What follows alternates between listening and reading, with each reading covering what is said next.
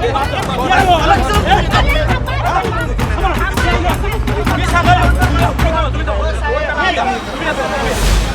स्थापना करत असताना छत्रपती शिवाजी महाराजांच्या बरोबर मुस्लिम बांधवांचं देखील योगदान आहे असे दाखले आपण नेहमी देत होतो.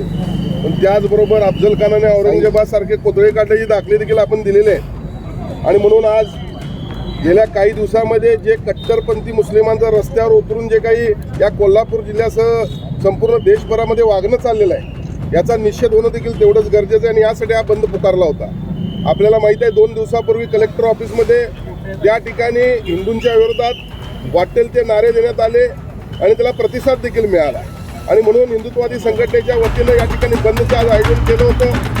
बंदचं आयोजन केलं असलं तरी बंद शांततेत पार पाडावा हे देखील आम्ही आव्हान केलं होतं. आजचा बंद यशस्वी ठेवल्याबद्दल करवीर नगरीतील तमाम व्यापारी, सर्व रिक्षाचालक, सर्वच एकंदरीत व्यापारी यांचं मी या ठिकाणी मनपूर्वक आभार मानतो. बंद शांततेतच असावा, कुठल्याही समाजामध्ये दंगा धोपा व्हावा ही आमची भूमिका नाही आहे. पण एवढं मात्र निश्चित आहे, आज पोलिसांनी या ठिकाणी हिंदुत्ववादी कार्यकर्त्यांना अटक केलेली आहे. या अटकेचा मी निषेध करतो. कारण ज्या वेळेला हिंदुत्ववादी या ठिकाणी आले त्यावेळी अटक केली. मग परवा या ठिकाणी कट्टर मुस्लिम त्या ठिकाणी कलेक्टर ऑफिसमध्ये एवढ्या मोठ्या संख्येने गेले, मग त्यांना का अटक झाली नाही? त्यांना का अशी मुभा देण्यात आली? पुढच्या काळामध्ये पोलीस प्रशासनानं ही भूमिका सर्वांच्या बाबतीत घेतली पाहिजे.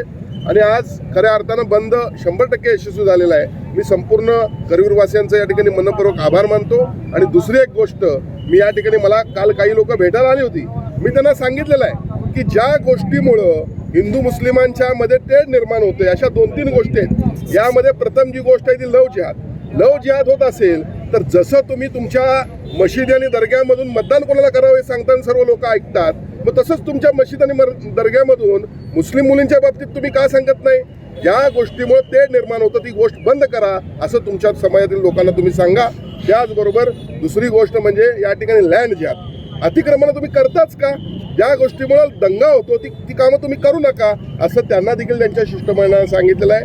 मी आज देखील सांगतो, सन्माननीय शिवसेना प्रमुख वंदनीय बाळासाहेब ठाकरे यांची आम्हाला शिकवण आहे की या देशावर प्रेम करणारा प्रत्येक व्यक्ती, मग तो हिंदू असो मुस्लिम असो, हा आमचा आहे.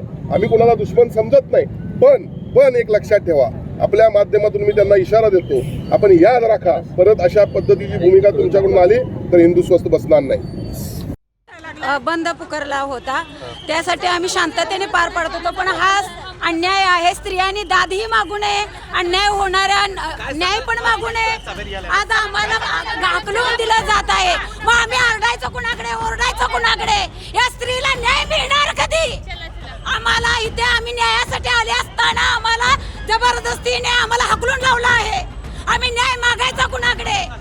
आज रोज एक घटना घडत आहे. लहान मुलींच्यावर बलात्कार होत आहेत, महिलांच्यावर अत्याचार होत आहे. ह्याच्यावर न्याय मिळायला पाहिजे, आमचं हेच मत आहे, बाकी काही नाही.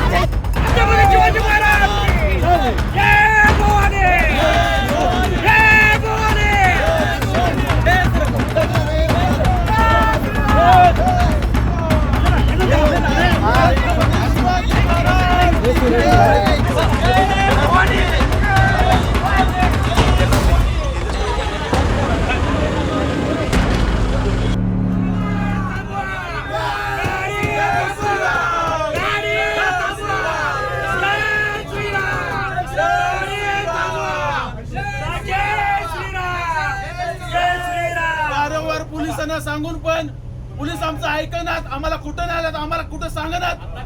आता कर्नाटक बाउंड्री पर्यंत आम्हाला पोहोचवलेला आहे. आमचं काय करणार काय नाही करणार आम्हाला काहीच कळायला मार्ग नाही. आणि आम्ही हे आंदोलन शेवटपर्यंत राहणार नाही. जय